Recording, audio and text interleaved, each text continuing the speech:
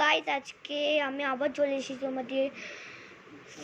তোমাদের একটা ছোট্ট মিষ্টি অরেঞ্জ জয়। তো আজকে তোমাদের আমি 10টা স্টেপ বলবো যেটা তোমাদের আঁকা খুব ডেভেলপ করবে। মানে এক দুদিন না, 1 মাস 2 মাসে তোমাদের আঁকা একদম আর্টিস্টের মতো হচ্ছে। আমি তোমাদের এই কথাটা গ্যারেন্টি দিয়ে বলছি, না আমাকে নিজে কমেন্ট করো, আমি বলছি। ফার্স্টে তোমাদের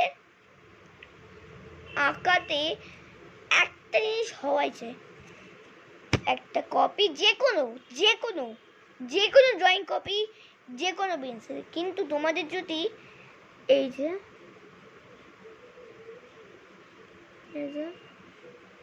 এই পেন্সিলটা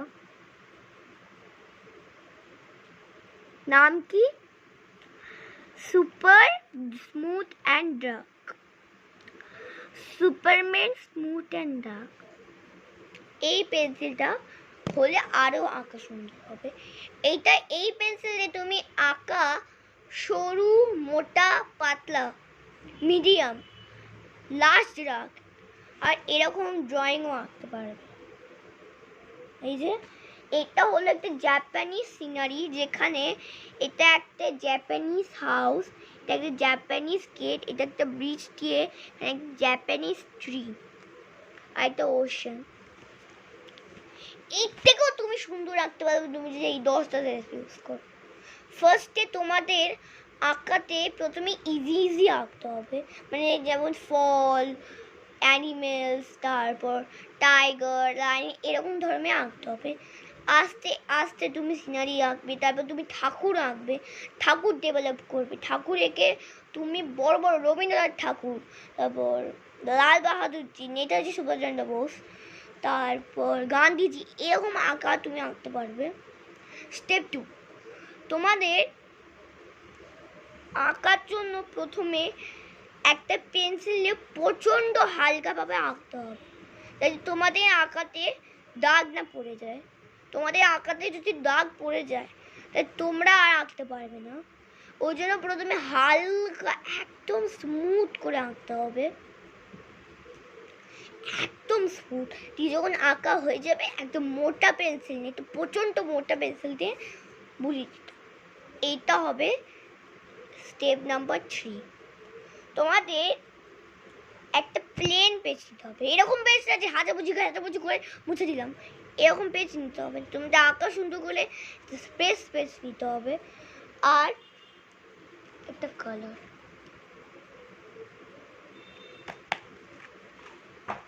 তোমাদের কালারও কিন্তু হালকা করে করতে হবে।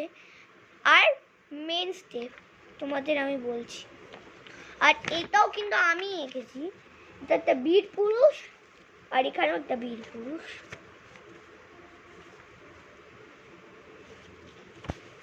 তোমাদের এটাও করতে হবে। এবার আমি শেখাবো যে কালারিং। আর এটা আমার রবীন্দ্রনাথ ঠাকুর।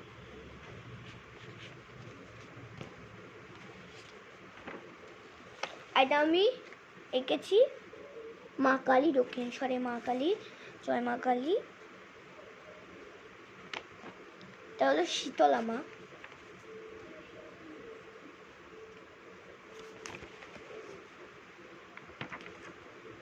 এইটা একটু ডার্ক হয়েছে, এটা আমার মা কালী। এই দেখো তুমি শুধু এই ড্রয়িংটা দেখো, এখানে ডিজাইন আর মালার ডিজাইন। এটা স্টেপ 4 হতে চলেছে। তোমাদের প্রথমে বিভিন্ন রকমের ডিজাইন ভাবতে হবে, যেমন কলকা, ফ্লাওয়ার। আমি যেমন এখানে গোল গোল আর এখানে নিচে একটা ডিজাইন করেছি, ঠিক আছে? তোমাদের প্রথমে ডিজাইনটা জানতে হবে তুমি কীরকম আঁকা ডিজাইন করবে। এবার স্টেপ 2 মানে স্টেপ 5 মেন, তোমাদের কালারিং। শোনো, যদি তুমি কোনো ইয়েলো দিয়ে কম্বিনেশন, প্রথমে এই কথাটা খুব ইম্পর্টেন্ট যে ইয়েলো দিয়ে মিন হয় লাইট ইয়েলো, এটা কি ম্যান্ট ইয়েলো, ককলি অরেঞ্জ আর ডিপ ইয়েলো অরেঞ্জ। আশা করি তোমরা কালারগুলো দেখতে পাবে। এই কালারগুলোরই ইয়েলোর পার্ট।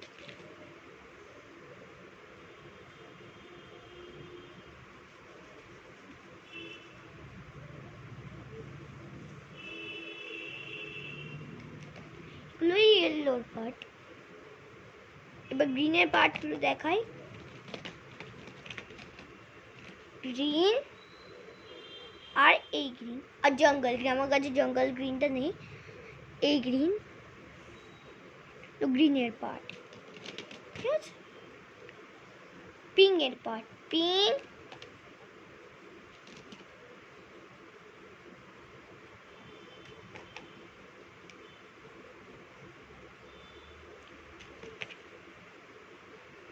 এগুলো হলো পিঙ্কের পার্ট।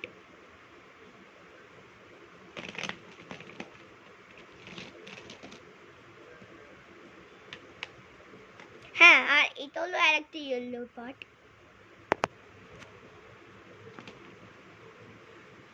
লাইট ব্রাউন, এটা ব্রাউনের পার্ট, সরি। আর এই দুটো হলো ব্রাউনের পার্ট। ব্রাউনের পার্টও কিন্তু এক ধরনের ইয়েলোর পার্ট হয়।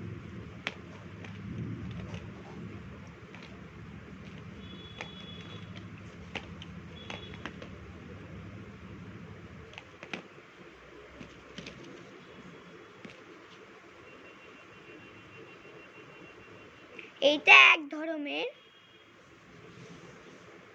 ব্লু এর পার্ট। এখানে অনেক রকমের কালার আছে যেগুলোর কোনো পার্ট হয় না, সত্যি। ব্ল্যাকের কোনো ব্ল্যাক হয় না। ব্ল্যাক হলো কালার লাইনের darkest colour in the world. Black হলো darkest colour in the world.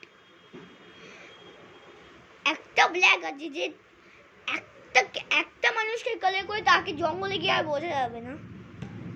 মোসো black, made in Japan or Chinese।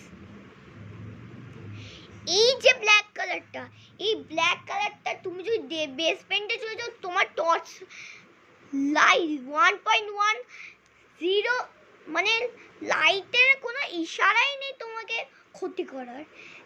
এত ভালো ব্ল্যাকটা। ওটা ওই ঠাকুরদের চোখ আঁকার জন্য বেশি ইউজ হয়। ওই ঠাকুরদের চোখ মাঝে মাঝে রিফ্লেকশন করলে ঠাকুরদের চোখ ভালো লাগে না, ওই আর কি। Step 6, hold a pencil properly।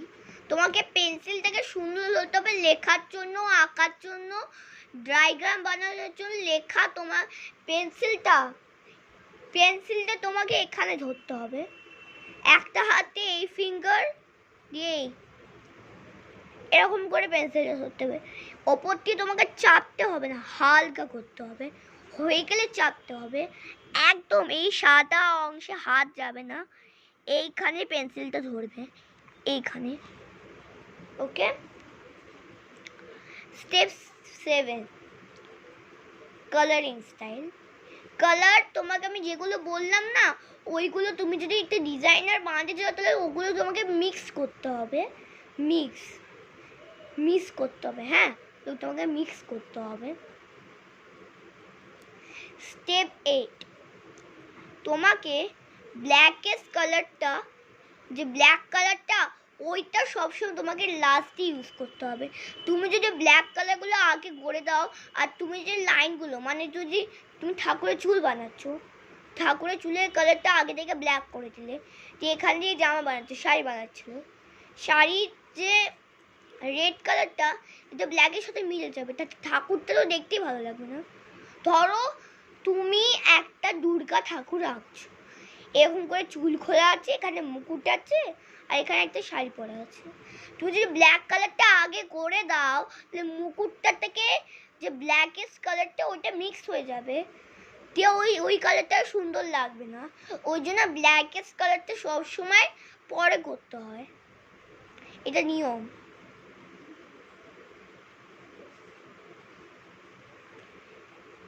Step 9 step 9 হলো যে কোনো আঁকার জন্য তোমাকে একটা ভালো দেখে পেন্সিল নিতে হবে। এই নয় যে কোনো একটা পেন্সিল নিলে হয়ে গেল আঁকা, ওয়াও। আর সব মোস্ট ইম্পর্টেন্ট,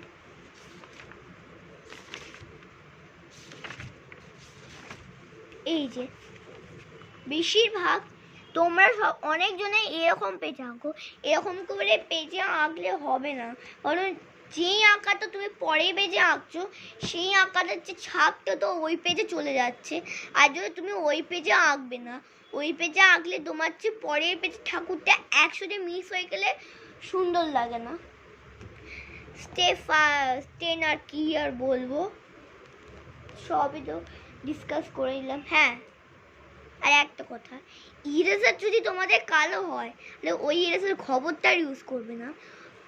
আগের যে পেনের ইঙ্কগুলো ওই ইরেজারে লেগে যায়, দিয়ে ওই ইরেজারের পিনগুলো একদমগুলো নিয়ে নেয়, দিয়ে যখন তুমি পরের পেজে যাও তখন ওই ইরেজারটা রাব করলে ওই সব ইঙ্কগুলো ওই ড্রয়িংয়ে চলে আসে, দিয়ে তোমার ড্রয়িংটা বিচ্ছিরি হয়েছে।